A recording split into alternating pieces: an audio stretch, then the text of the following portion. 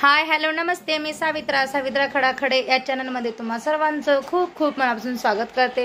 तर मी आज चाललेले आहे माझ्या माहेरी, कारण आज आहे माझ्या मैत्रिणीच्या मुलीचा बर्थडे आहे, म्हणून मी आणि शौर्य चाललेला आहे। आणि बघा इकडे आमची बॅग वगैरे आम्ही रेडी करून ठेवलेला आहे गावाला जाण्यासाठी माझ्या माहेरी।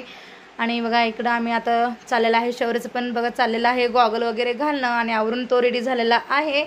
आणि तो एकदा गावाला जायचं म्हटलं की कधी जायचं असं त्याचं चाललेलं असतं।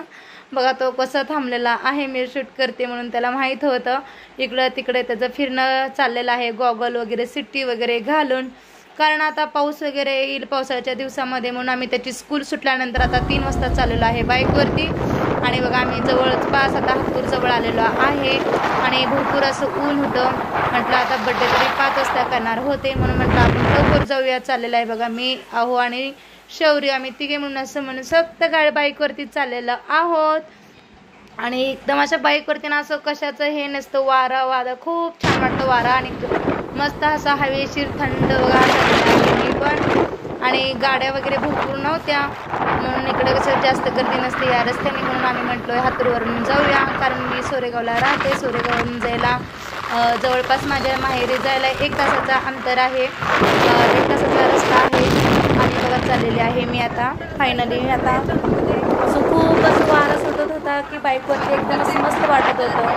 आणि बाय साईडला वगैरे तिकडून अशी गर्दी वगैरे काही नव्हती, म्हटलं तिकडून कुमट्यावरून जावं तर खूप तिकडं अशी गर्दी आणि थोडासा कच्चा रस्ता होता हायवे, आणि इकडं कसं डांबरी रोड आणि चांगला रोड होता हवेशीर। बघा शहरातच चाललेलं आहे बाय वगैरे करणं। आणि बघा आम्ही फायनली आता जवळपास अर्ध्या रस्त्यात आलेलो आहे। आणि कसं इकडं कसं गावाकडं जायचं म्हटलं की नाही, इकडं कसं बघा ओढ्याला असं पाऊस वगैरे आला ना, नाल्याला ओढ्याला असं पाणी असतं, पण 4-5 दिवस पाऊस न झाल्यामुळे थोडंच पाणी होतं बघा। इकडं असं छोटंसं असं ओढा आहे, नाला आहे, पाणी साचलेलं होतं। आणि असं ना गावाकडचं वातावरण एकदम चांगलं असतं। आणि इकडं कसं हिरवीगार शेती बघा, ऊस वगैरे छान असं हिरवागार ऊस होता।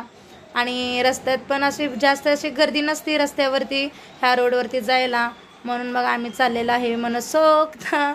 शहराचं पण बडबड वगैरे चालू आहे। आम्ही आता जवळपास आलेलो आहे गावाच्या 5 किलोमीटर अंतरावरती आमच्या ह्या तडोळ गावात आम्ही आता पोहोचलेलो आहोत। इथून आता 5 किलोमीटर अंतर आहे अंकलगीला जायला, म्हणजे माहेरच्या गावी जायला।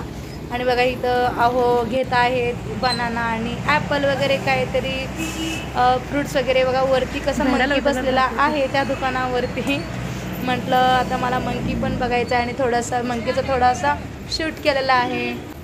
घेत आहेत फ्रूट वगैरे, रुद्रला काहीतरी फ्रूट वगैरे घ्यायचं होतं म्हणून ते घेत चाललेले आहेत, ॲपल बनाना असं कुरकुरे वगैरे। आणि आता आम्ही चाललेलो आहे शौर्य पण झोपला होता, त्याला पण मी उठवलं, मंकी वगैरे दाखवलं।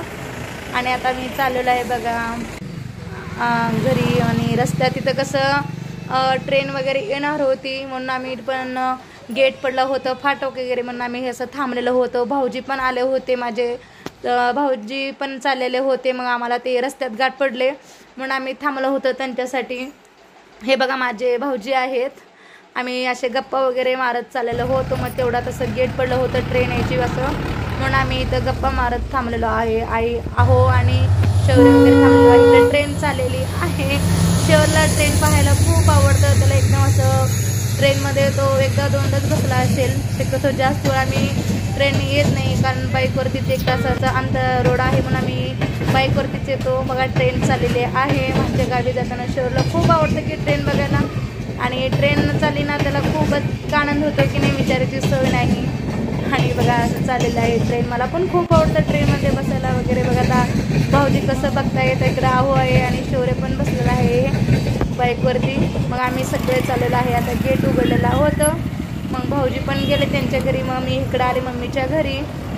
आम्ही चाललेलो आहे बघा, तिकडं भाऊजी गेले, आम्ही इकडं भाऊजी त्या रस्त्याने गेले, आम्ही इकडं माझ्या आईच्या घरी चाललेलं आहे।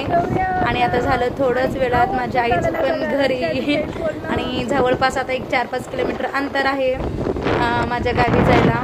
आणि इकडं कसं आहे रोड एकदम असं कच्चा, आणि ग्रामीण भाग असल्यामुळे एकदम असं कच्चा रोड होता, आणि असं इकडे खूप असं गाड्या जातात ना वाळूच्या आणि ऊसाच्या वगैरे, म्हणून रोड खूप खराब होता। आता एकदम चांगला असं रोड बनवलेला आहे, आणि 1-10 मिनिटात आम्ही पोचलेलो होतो। घरी. आणि शेवरला कधी येतं गाव असं वाटत होतं. खूप कंटाळा आला त्याला बाईकवरती बसून, कारण आम्ही त्याची स्कूल सुटल्यानंतर ना मग लगेच आम्ही रेडी झालो आणि त्याला पण आवरलं आणि घेऊन आलो आम्ही गावी चाललेलो असल्यामुळं. तो स्कूलवरून आल्यानंतर एक 10 मिनटं पण तो रेस्ट घेतला नव्हता, म्हणून त्याला खूप कंटाळा आला होता. म्हणून म्हटलं मी येते आता, थोडं 5 मिनिट थांब. त्याचं माझं असं बोलणं चालू झालेलं होतं. आणि बघा इकडं आम्ही आता जवळपास आलेलो आहे. घराला एक 5 मिनिटाचं अंतर आहे झालं. आता रोड क्रॉस करतो आहे. आता आलेला आहे बघा आमच्या फायनली घर जवळ आलेला आहे. बघा इकडे रुद्र आणि माझी आई त्यांचं चाललेलं आहे. मला पाहून रुद्र बघा आईच्या गळ्यात पडलेला आहे, कारण मी त्याला उचलून घेते की का कडेवरती, म्हणून तो बघा आईच्या गळ्यात असं पडलेला आहे. मी आल्यानंतरही थोडंसं शूट केला. माझी बॅग वगैरे मी तसं ठेवलेलं होतं, अजून काढलेलं वगैरे नव्हतं. आणि असं आमचं चालेलं होतं गप्पा टप्पा वगैरे. मी आल्यानंतर बघा वहिनी तिकडं पाणी वगैरे देत आहेत मला आणि आहोनला. मग मी रुद्रला घेते तरी तो जवळ काही ना, कुरकुरे पॉकेट घेतला आणि खात बसला आजी बरोबरच. खूप क्यूट आहे रुद्र त्याचं. आणि माझं चाललेलं आहे बघा. आम्ही आता चाललेलो आहे बड्डेसाठी आलेलं आहे आणि मी रेडी पण झालो. चहा वगैरे झाला, वहिनीने चहा वगैरे केला आणि आमचा उपास होता नवरात्राचा वगैरे, म्हणून आम्ही आता फायनली गेलेलो आहे बड्डेसाठी. आणि बघा तिथं बड्डेचं असं डेकोरेशन वगैरे केलेलं आहे. मी तुम्हाला सांगितलंच होतं की माझ्या मैत्रिणीच्या मुलीचं बड्डे आहे. म्हणजे माझी मैत्रीणच माझ्या ताईच्या दिराला दिलं होतं. आम्ही सध्या असे त्यांनी रानात असे बड्डेचं पार्टी अरेंजमेंट केली होती आणि रानात म्हणून एकदम छान वाटतं, हवेशीर वातावरण. खूप छान प्रकारे असं त्यांनी बड्डे सेलिब्रेट केला. आणि इकडे त्यांच्या खूप पाहुणे रावळे आले होते आणि मी थोडंसं शूट केलं, जास्त काही शूट केलेलं नव्हतं, कारण खूप लोक आणि असल्यामुळे माझी ओळखीचे पण असल्यामुळे मला असं नकोसं वाटलं शूट काढायला. इकडे रुद्र वहिनी मी असं बसलेलो होतो.